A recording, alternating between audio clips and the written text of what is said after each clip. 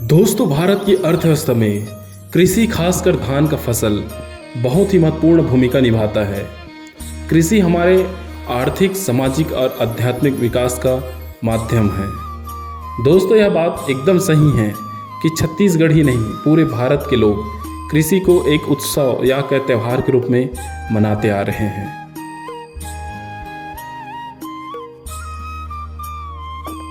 दोस्तों, हमारे छत्तीसगढ़ को धान के कटोरा के नाम से भी जाना जाता है, क्योंकि हमारा छत्तीसगढ़ पूरे भारत में सबसे ज़्यादा धान का उत्पादन करता है। धान भारत की एक महत्वपूर्ण फसल है, जो कि जुताई योग्य क्षेत्र के लगभग 1/4 हिस्से में उगाई जाती है और भारत की लगभग आधी आबादी इसे मुख्य भोजन के रूप में प्रयोग करती है। नमस्कार दोस्तों, मैं हूं प्रदीप और आज की इस वीडियो में हम आपको दिखाएंगे, साथ में बताएंगे खेत खलिहान की खूबसूरती। साथ में दोस्तों हम आपको बताएंगे कि किस तरह से एक किसान खेतों में फसल उगाता है, तब जाकर के हमारे थाली में 2 वक्त का खाना आता है। दोस्तों, इस वीडियो में हम आपको धान की बुआई से लेकर के पूरा कटाई तक का पूरा प्रोसेस दिखाएंगे। तो दोस्तों, इस वीडियो में हमने बहुत मेहनत किया है शुरू से अंत तक। अच्छा लगे तो लाइक शेयर सब्सक्राइब करें। तो चलिए वीडियो में आगे बढ़ते हैं। शुरू करते हैं दोस्तों खेत की तैयारी से। धान को बोने के लिए बुआई से पहले खेतों या कहें जमीन की तैयारी करना बहुत ही महत्वपूर्ण होता है। इसमें शामिल होता है बारिश आने से पहले खेत के किनारों और मेड़ों की साफ सफाई करना। किसान बारिश आने से पहले ही खेत को नांगर, ट्रैक्टर या नांगर बैल से अच्छी तरह से जुताई कर लेता है, ताकि जो खरपतवार हो पहले ही मर जाए। इसे हम धान के बोने से पहले की तैयारी कह सकते हैं। खरीफ की फसल में धान को मुख्यतः 3 प्रकार से बोया जाता है। पहला तरीका है सूखी बुआई। इसमें मानसून आने से पहले या बारिश होने से पहले खेतों में हल चला करके सूखा धान को छिड़क दिया जाता है। फिर बारिश होने के बाद वह अंकुरित होता है और पौधे का रूप लेता है।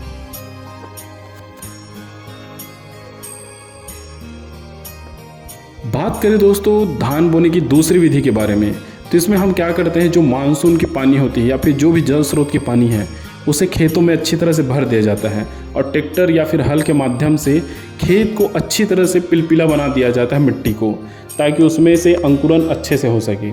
इसे हम छत्तीसगढ़ी भाषा में मताना बोलते हैं। इसमें हम धान को ऊपर में छिड़क देते हैं और थोड़े दिनों बाद उसमें अंकुरन आना शुरू हो जाता है।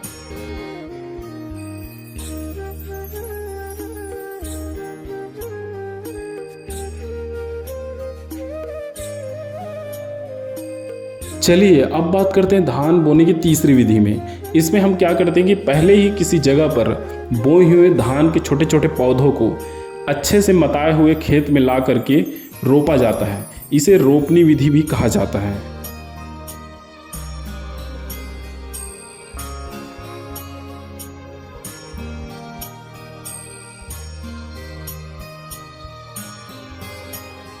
दोस्तों, धान के रोपाई के बाद या कहे जब पौधा थोड़ा बड़ा हो जाता है तो कुछ इस प्रकार से दिखता है, जो कि मन को पूरी तरह से आनंदित कर देता है।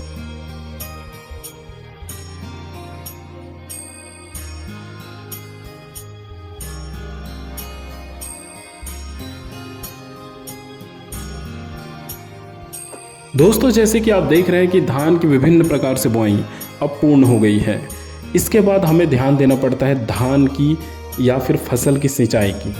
धान एक ऐसा फसल है जिसे पूरी तरह से, जब वो छोटा सा पौधा होता है तब से लेकर के पकने तक हमेशा उन्हें पानी की पर्याप्त मात्रा चाहिए होता है। अगर मानसून का दिन है तो हम देखते हैं कि ज़्यादा पानी खेत में ना भर जाए, जिससे कि फसल नष्ट भी हो जाती है। अगर नॉर्मली सिंचाई सुविधा है आपके पास तो ध्यान रखना रहता है कि खेत सूखे ना, पर्याप्त मात्रा में उसे पानी मिलता रहे।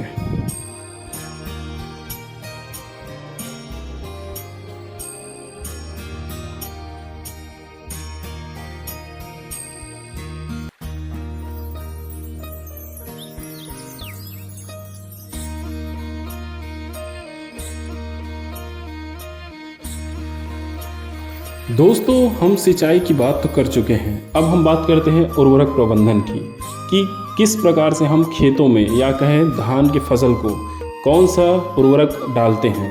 यह सुनिश्चित करने के लिए हम पहले ही मिट्टी की जांच करा सकते हैं या फिर आवश्यकता अनुसार जो भी उर्वरक खेतों को चाहिए वो बीच बीच में डालते रहते हैं, जिससे कि फसल अच्छी तरह से लहलहाती रहे।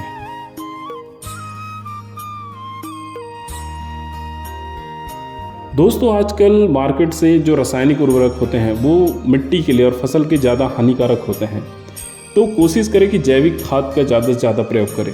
ये तो खैर एक अलग टॉपिक है कि उर्वरक कितना नुकसानदायक और फ़ायदा है, इसके बारे में हम किसी दूसरे वीडियो में बात कर सकते हैं। तो चलिए वीडियो में आगे बढ़ते हैं। दोस्तों, अभी फसल लहलहा रही है। खेतों में धान की फसल की हरियाली आँखों को एक अलग से सुकून दे रहा है। इसी में आता है छत्तीसगढ़ का पहला त्यौहार, जिसे कहते हैं दोस्तों हरेली त्यौहार। इसमें हम फसल के लहलहाने और खुशहाली को देखते हुए हम अपने घरों में कृषि उपकरणों और फसल की पूजा करते हैं।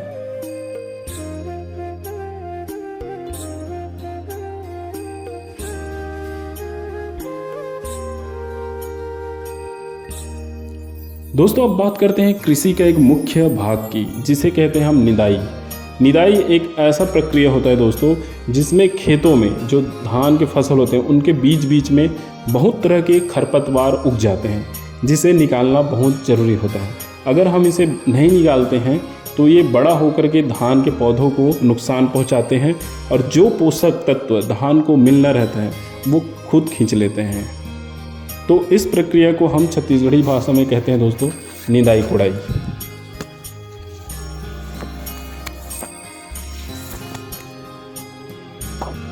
दोस्तों, धान की फसल में हम विभिन्न प्रकार की किस्म के बीजों को प्रयोग करते हैं। अधिकतर धान की फसल 3 से 4 या 4.5 महीनों में पक के तैयार हो जाती है। अब समय है दोस्तों धान की देख रेख करने का। हमें सुनिश्चित करना होता है कि धान को सही तरह से उर्वरक मिल रहा है कि नहीं मिल रहा है, पर्याप्त पानी की व्यवस्था है कि नहीं है, अगर कोई कीट पतंगे लग रही है खेतों में तो उन्हें किस प्रकार से भगाया जाए, इन सभी को हमें पूरी तरह से देखना रहता है।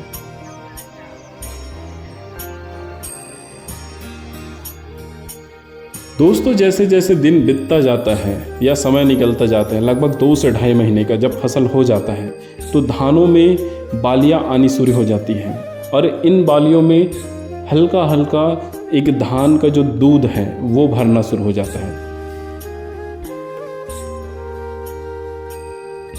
दोस्तों, जब धान की नई नई बालियां आती है उसे हम छत्तीसगढ़ी भाषा में कहते हैं पोटराना। पोटराना का मतलब होता है धान में नई बाली आने की शुरुआत होने वाली है।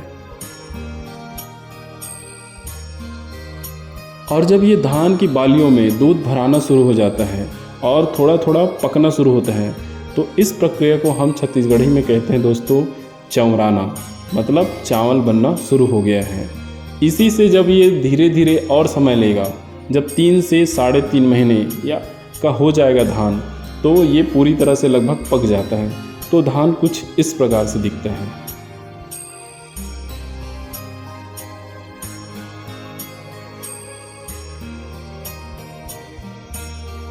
दोस्तों, खेतों में धान की फसल पूरी तरह से लगभग पक चुकी है और लहलहा रही है। इसे हम किसानों का सोना कहें तो गलत नहीं होगा।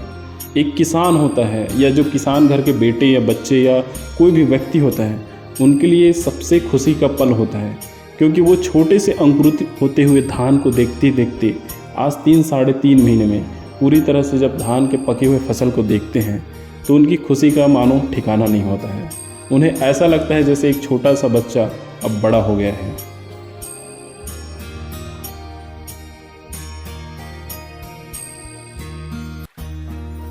दोस्तों, अब वक्त आ चुका है धान की कटाई का, जो सबसे महत्वपूर्ण भाग में से एक है।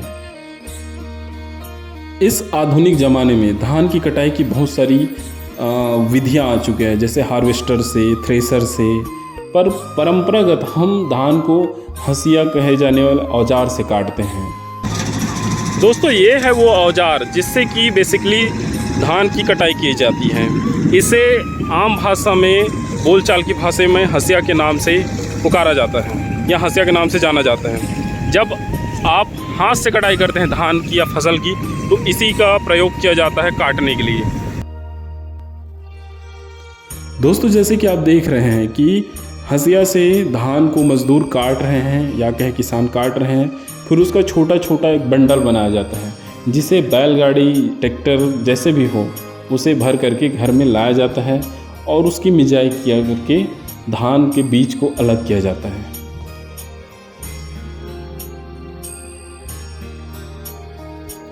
बात करें आजकल की बहुत ही प्रचलित विधि हार्वेस्टर से कटाई का धान का, तो बहुत ही सरल और बहुत ही आरामदायक होता है, जिसमें हार्वेस्टर पूरी धान को काट लेता है और आपको सिर्फ बोरी या फिर ट्रैक्टर खड़ा करना होता है जिसमें से धान की जो बीज है वहाँ इकट्ठा कर लेते हैं।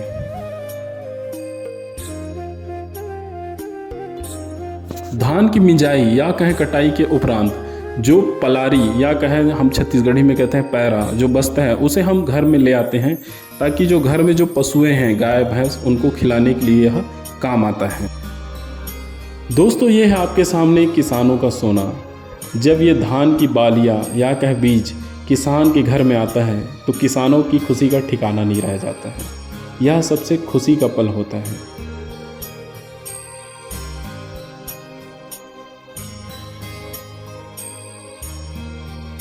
तो दोस्तों ये था हमारा आज का एक छोटा सा वीडियो जिसमें हमने आपको बताया धान के बुआई से लेकर के कटाई तक की पूरी विधि।